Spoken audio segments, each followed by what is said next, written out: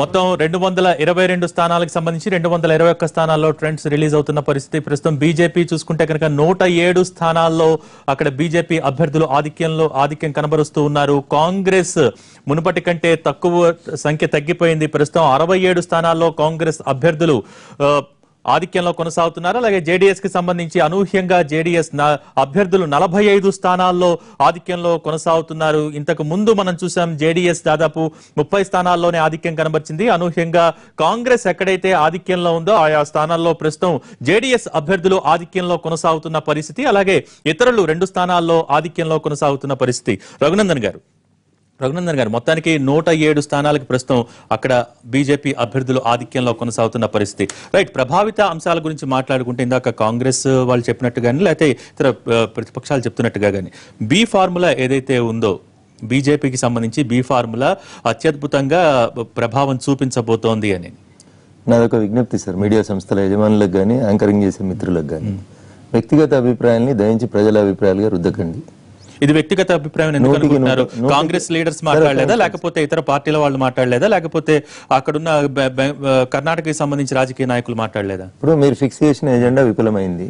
Bharatiya Janata party రావద్దు. ఎవరు fix చేసింది? అదే కొంతమంది మీడియా సంస్థల యజమానులు కాంగ్రెస్ పార్టీతో కలిసి దక్షిణాదిలో భారతీయ జనతా పార్టీ రావద్దని చేసినటువంటి కుట్రకి ఇది ప్రజలు ఇచ్చినటువంటి తీర్పును దయించి ప్రజా తీర్పునైనా గౌరవించండి అనే మేము కోరుకుంటా ఉన్నాం. మేము మొదటి నుంచి చెప్తా ఉన్నాం రఘునందన్ గారు అల్టిమేట్ గా రిజల్ట్ ఏదొస్తే అది ఖచ్చితంగా చెప్పాల్సిన పరిస్థితే కదా. కేవలం అది ఒక వారం రోజుల సంబడం కావచ్చు మీరు చెప్పింది, కానీ ఏదైతే వచ్చిందో ఆ రిజల్ట్ చెప్పాలి కదా. చెప్పాలి. కానీ ఎన్నికల వ్యూహాలు అనేక వ్యూహాలు ఇందాక మీరు అనేక వ్యూహాలు ఉంటాయి. నేను చెప్పేది అదే రఘునందన్ గారు, ఎన్నికల్లో అనేక వ్యూహాలు ఉంటాయి. ఇందాక వారు విమర్శించారు జాతీయ నాయకులందరూ స్టేట్ కి రావటం ఎందుకని. నేను అదే చెప్పాను, పార్టీకి సంబంధించి ఖచ్చితంగా ప్రతి ఒక్కళ్ళు వస్తారు, ప్రచారం చేస్తారు. అదే సందర్భంలో ఎన్నికల వ్యూహాలకు సంబంధించి అనేకమైన ఉంటాయి. అందులో బీజేపీ ఎంచుకున్న బీ ఫార్ములా అనేది చాలా ప్రభావం చూపించింది అనేది అందరి అభిప్రాయం. దానికి అది ఒకళ్ళకి ఎందుకు మీరు ఘాటిని కడుతున్నారు? ఇప్పుడు మీ అభిప్రాయం మీరు చెప్పొచ్చు, పత్రికల యజమానులు వాళ్ళ సంపాదకీయాలు రాయొచ్చు, కానీ రఘునందన్ రావు భారతీయ జనతా పార్టీ అధికార ప్రతినిధిగా అభిప్రాయం చెప్పకూడదు అనేది సరైంది కాదు. నేను స్ట్రైట్ గా చెప్తా ఉన్నా, ఆంధ్రప్రదేశ్ లో తెలుగుదేశం పార్టీ చేసినటువంటి కుట్రలు కుతంత్రాలు, ఒక సామాజిక వర్గానికి సంబంధించినటువంటి మీడియా టీవీ ఛానల్ చేసిన కుట్రలు కుతంత్రాలని కర్ణాటక ప్రజలు తిప్పికొట్టినరు. ఎక్కడైతే తెలుగు వాళ్ళు ఎక్కువ ఉన్నారు, తెలుగు వాళ్ళు మా మాట వింటారు, మేము చెప్పిందే వేదం, దక్షిణాదిలో మేము రుచి చూపిస్తాం, మేము చుక్కలు చూపిస్తామని మాట్లాడినటువంటి పార్టీలకి, పెద్దలకి, సంస్థలకి, యజమానులకు అందరికి కూడా ఇది భారతీయ జనతా పార్టీ ఇస్తున్నటువంటి సమాధానం, ప్రజలు ఇచ్చినటువంటి తీర్పు. దాన్ని గౌరవించుండ్రు అని చెప్తున్నాం. వ్యక్తులకు తగిలినటువంటి దెబ్బల్ని మొత్తానికి ఆ సామాజిక వర్గానికో ఆ ప్రాంతానికో జరిగినటువంటి దెబ్బగా ప్రచారం చేయడం అనేది ఎంత అనుభవజ్ఞమని చెప్పుకున్నాము. ఈ దేశ రాజకీయాల్లో నాకంటే సీనియర్ లేరు అనుకుని చెప్పుకున్న వాళ్ళకి ఈ ఎన్నికల ఫలితాలు ఏం చెప్పినాయో ఒకసారి చూడండి. హైదరాబాద్ లో మీరు కోరుకున్నట్టయితే జిహెచ్ఎంసీ ఎన్నికల ఫలితాలు ఎట్లొచ్చినాయో నేను మొన్ననే చెప్పినాను, ఎగ్జిట్ పోల్స్ వచ్చిన రోజే చెప్పినాను. కర్ణాటకలో బెంగళూరులో కూడా సెటిల్ అయినటువంటి తెలుగు వాళ్ళు కర్ణాటకకి ఏది బాగుంటది, బెంగళూరుకి ఏది మంచిది అని ఆలోచిస్తారు తప్పితే హైదరాబాద్ లేదా హైదరాబాద్ ఉన్న సెటిలర్స్ ఎట్లా ఆలోచించారో బెంగళూరులో ఉన్న సెటిలర్స్ కూడా అట్లా ఆలోచిస్తారని నేను ఎగ్జిట్ పోల్స్ వచ్చిన రోజు చెప్పిన. అది వినడానికి వాళ్ళు సిద్ధంగా లేరు. వాళ్ళు చాలా స్పష్టంగా అర్థం చేసుకోవాల్సింది ఏంటంటే, ఇతరుల మీద మనం బురదేస్తున్నప్పుడు, ఇతరుల మీద ఒక ఏళ్ళు చూపిస్తున్నప్పుడు మీ దిక్కు 4 ఏళ్ళు చూపెడుతున్నది దయించి అర్థం చేసుకోండి అని చెప్తున్నాను. ఏ ఫ్రీడమ్ ఆఫ్ స్పీచ్ అయితే మీకుందో, ఏ ఫ్రీడమ్ ఆఫ్ స్పీచ్ ప్రకారం ఒక పార్టీని తీసుకొచ్చి మాకు బి పార్టీ అని చెప్తున్నారో, లేకపోతే ఆ పార్టీ చెప్తే ఈ పార్టీ చెప్తే అధ్యక్షులు వస్తున్నారు అని చెప్తున్నారో, మేము అంతకంటే ఇంకా భయంకరంగా మాట్లాడగలుగుతాం. కానీ మాకు సభ్యతా సంస్కారాలు ఉన్నాయి కాబట్టి ప్రజలు ఇచ్చిన తీర్పుని గౌరవించండి అని అడుగుతున్నాం. అది గౌరవించక మా గెలుపుని తీసుకుపోయి ఇంకోలతో ఏదో అయిందని చెప్తే మీరేం చేస్తున్నారు? మీరెందుకు కుంటి సాకులు వెతికే పరిస్థితి కనిపిస్తోంది. రైట్, మీరు కూడా చెప్పారు టీడీపీకి సంబంధించి అక్కడ తెలుగు రాష్ట్రాలకు అన్యాయం చేసిన వాళ్ళని ఆహ్వానించద్దు అని ఒక విజ్ఞప్తి చేశారు. సరే, డైరెక్ట్ గా బీజేపీకి వెయ్యొద్దు అని చెప్పకపోయినా తెలుగు సంఘాల అధ్యక్షునికి ఇచ్చి కార్లు ఇచ్చి బెంగళూరులో ప్రచారం చేపించి మాకు ఓటేయొద్దు అని చెప్పారు చాలా స్పష్టంగా. తెలుగుదేశం ఆంధ్రప్రదేశ్లో బీజేపీ పార్టీ ఆంధ్రాకి చేసినటువంటి అన్యాయాన్ని మేము కర్ణాటక ఎన్నికల కన్నా ముందు పార్లమెంట్లోనే చెప్పాం. పార్లమెంట్లో చెప్పే క్రమంలోనే మేము ఎన్డీఏ నుంచి బయటకు వచ్చాం, ప్రభుత్వం నుంచి బయటకు వచ్చాం. ఈరోజు కూడా ఎన్నికల మేనేజ్మెంట్ లేకపోతే ఈ ప్రజలు ఇచ్చినటువంటి వర్డిక్ట్ దాన్ని గౌరవిస్తూనే ఖచ్చితంగా బీజేపీ తెలుగు రాష్ట్రాల్లో ఉన్నటువంటి ఆంధ్రప్రదేశ్కి మోడీ గారు ఏ ఉపన్యాసం అయితే ఇచ్చాడో, రీఆర్గనైజేషన్ యాక్ట్ ప్రకారం ఏదైతే జరగాలో తన ఉపన్యాసాలను మేము ఈ రోజు ప్రజల్లోకి తీసుకెళ్తా ఉన్నాం. ఖచ్చితంగా ద్రోహం చేసిన రాజకీయ పార్టీగా బీజేపీని ఆంధ్రప్రదేశ్లో ఎండగడతాం. అయితే ఎన్నికలకు వచ్చినప్పుడు తెలుగు వాళ్ళు ఉన్నటువంటి ప్రభావితం చేయగలిగిన ప్రాంతాల్లో కొంతమంది ఖచ్చితంగా బీజేపీని ఓడించమని తెలుగుదేశం పార్టీ వాయిస్గా తీసుకెళ్లారు. అయితే తెలుగుదేశం పార్టీ డైరెక్ట్గా లేరు, కానీ వెళ్ళినటువంటి అశోక్ బాబు కానీ లేకపోతే ఈ ఉద్యమాలు నడుపుతున్నటువంటి మన మేధావుల సంఘం నాయకులు కానీ వెళ్ళారు, అక్కడ ప్రజలు సహకరించారు. అయితే ఎలక్షనీరింగ్ అంటామా, దానిలో ఆరితేరినటువంటి బీజేపీ కనబడుతూ ఉంది. వాళ్లకు ఉద్దండులుగా అసలు వాళ్ళు దండయాత్ర ప్రారంభిస్తే అది 1,00,000 మంది వెళ్ళి ఆ ఆర్ఎస్ఎస్ కార్యకర్తలు ఇంటింటికి వెళ్ళినప్పుడు కర్ణాటకలో ఉన్నటువంటి తెలుగు ప్రజలు దయచేసి మా ఇళ్లలోకి రావద్దు, మా ఇళ్లలో లేడీస్ ఉన్నారని చెప్పి నోటీస్ బోర్డులు కూడా చూసాం మనం. ఇవన్నీ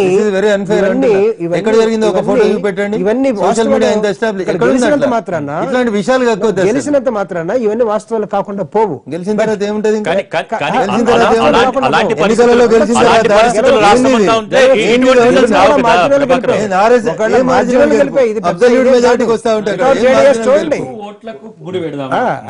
ఉండొచ్చు.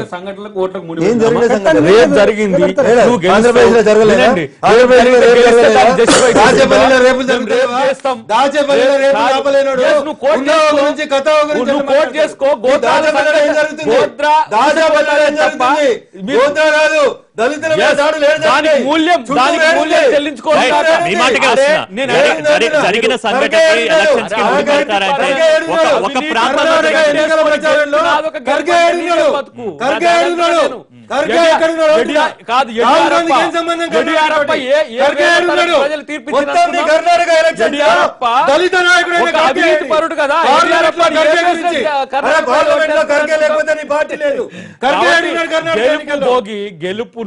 గెలుపును ఏదో ఆ మాంతం పైకెత్తేసి వాళ్ళ తప్పులను కప్పుకోవాలి. అది స్వాగతించలేకపోవడం. అప్పుడే ఎందుకు అప్పుడే రేపు గురించి దయాకరు తెలుగుదేశం పార్టీ గురించి కాంగ్రెస్ ఎందుకు వస్తారు? నీ దగ్గర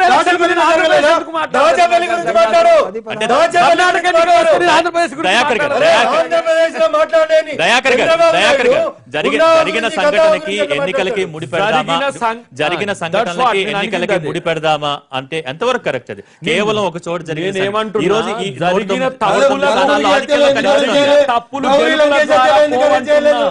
దయాకర్ గారు రాష్ట్రం లా అండ్ ఆర్డరే కదా, కల్బుర్గి హత్య కేసులో ముద్దాయిలు ఎందుకు అరెస్ట్ చేయలేదు? వాళ్ళు బీజేపీ వాళ్ళే కదా, వాళ్ళు ఆర్ఎస్ఎస్ వాళ్ళే కదా. ప్రపంచంలో ఎక్కడున్నా పట్టుకరా. జరిగిన తప్పులు తుడిచిపెట్టుకోపోవు వారెంచుకోవచ్చు, వాళ్ళ తప్పులు మీరెంచుకోవచ్చు, కానీ జరిగిన తప్పులకు అవినీతి వాళ్ళ గెలుపుని మీరు అంగీకరించట్లేదు. కనీసం కాంగ్రెస్ పార్టీ ఓటమిని అంగీకరిస్తారా? అప్పుడు ఇంకా రాని. అరే ఎందుకు అంత తొందర మీకు? రైట్, అంటే మీరు అన్న మాటను బట్టి నేను అన్నా. అంటే ఇప్పుడు కాంగ్రెస్ పార్టీ ఏమంటున్నా, ఇప్పుడు వారు ఏమన్నారు మాట్లాడుతున్నారు, ప్రభాకర్ గారు మాట్లాడుతున్నప్పుడు గెలిస్తే ఏముంటది, అయిపోతుంది అంటే గెలిస్తే చేసిన తప్పుల తాలూకు దాని విమర్శలు ఉంటాయి. దయాకర్ బాగా చదువుకున్నాడు, మేధావి, పొలిటికల్ సైన్స్ చదువుకున్నాడు, ఆయనకు తెలియాల్సింది ఏంది? ప్రజాస్వామ్యంలో ప్రజలు ఎన్నుకున్నటువంటి పార్టీని గౌరవించే సంస్కృతి లేకపోతే మనం చూస్తూ ఉన్నారు. మొత్తానికి బీజేపీకి సంబంధించి అనేక అంశాలను ప్రాజెక్ట్ చేసిన పరిస్థితి కాంగ్రెస్. అవినీతికి సంబంధించి కానివ్వండి, లేకపోతే దేశవ్యాప్తంగా మోడీ విధానాలకు సంబంధించి, సంస్కరణలో ఫెయిల్ అయ్యారన్న దానికి సంబంధించి, ముఖ్యంగా తెలుగు వారి ఓట్లన్నీ కూడా కాంగ్రెస్ వైపే ఉంటాయని చెప్పి సెంటిమెంట్ లెటర్స్ కానివ్వండి, మొత్తాన్ని అధిగమించి ఈ రోజు బీజేపీ రిజల్ట్ సాధించే పరిస్థితి వస్తుంది. ఏమంటారు? ఇప్పుడు ప్రజాస్వామ్యంలో డెఫినెట్ గా ప్రజా తీర్పు ఎన్నికల ఫలితాల ద్వారా వెల్లడవుతుంది. కాబట్టి మన ప్రజాస్వామ్య దేశం కాబట్టి ఏ పార్టీ గెలిచినా, ఏ పార్టీకి అనుకూలంగా ప్రజలు ఓట్లేసి ఆశీర్వదించినా డెఫినెట్గా ప్రజా తీర్పును మనం స్వాగతించాల్సిందే. పార్టీలుగా మనం వేరు పార్టీలలో ఉండొచ్చు, కానీ ప్రజా తీర్పు విషయంలో మనం ఇంకో రకంగా మాట్లాడడాన్ని ప్రజలు కూడా స్వీకరించరు. కాబట్టి డెఫినెట్గా ప్రజా తీర్పు ఇవాళ భారతీయ జనతా పార్టీకి అనుకూలంగా ఉన్నట్టు, జేడీఎస్కి అనుకూలంగా ఉన్నట్టు స్పష్టంగా కనబడతా ఉంది. మేము కూడా మొదటి నుంచి టీఆర్ఎస్ పార్టీ, మా గౌరవ ముఖ్యమంత్రి గారు ఫెడరల్ ఫ్రంట్ ఏర్పాట్లో భాగంగా ఈ దేశంలో వివిధ రాజకీయ పార్టీలను వివిధ రాష్ట్రాల్లో సమీకరించేటటువంటి ప్రయత్నాల్లో భాగంగా దేవేగౌడ గారు మొదటి నుంచి తెలంగాణ రాష్ట్ర ఏర్పాటుకు మా ఉద్యమంలో నుంచి మద్దతు ఇచ్చినటువంటి వ్యక్తిగా, నాయకుడిగా, కేసీఆర్ గారికి అండగా ఉన్నటువంటి వ్యక్తిగా మేము మొన్నటి ఎన్నికల్లో జేడీఎస్ కు సపోర్ట్ చేసినాము, జేడీఎస్ కు మద్దతుగా నిలబడ్డాము. ఖచ్చితంగా ఇవాళ ప్రజా తీర్పు కూడా భారతీయ జనతా పార్టీకి అనుకూలంగా, జేడీఎస్ కు అనుకూలంగా కనబడతా ఉంది. ఒకటి. రెండవది, కర్ణాటక ప్రజలు కూడా మార్పును కోరుకున్నారు. ఇందాక నేను ఒక టీవీ ఛానల్ డిబేట్ లో పోయి నేను వస్తా అక్కడ నుంచి ఇక్కడ ఇంటికి వస్తా ఉన్నా. అక్కడ ట్రెండ్స్ స్టార్ట్ కాగానే మార్నింగ్ 8:39 కల్లా వాళ్ళంతా ఏమంటారు హంగ్ వస్తుంది అంటే నేను చెప్పిన కర్ణాటక ఓటర్లు చాలా తెలివైన వాళ్ళు, సౌత్లోనే కర్ణాటక ఓటర్లు చాలా తెలివైన వాళ్ళు, హంగ్ ఏం వస్తుందని నేను అనుకుంటాను. డెఫినెట్గా స్పష్టమైనటువంటి మెజారిటీ వస్తుంది. బీజేపీకి అప్పుడు కొంచెం 36 సీట్లు బీజేపీ కనబడ్డాయి, 28 సీట్లు కాంగ్రెస్ కనబడ్డాయి. నేను అప్పుడే చెప్పేస్తాను మార్పు కోరుకుంటున్నట్టు కర్ణాటక ప్రజలు అర్థమవుతా ఉంది. డెఫినెట్గా బీజేపీకి పూర్తి స్థాయి మెజారిటీ వచ్చేటట్టుంది.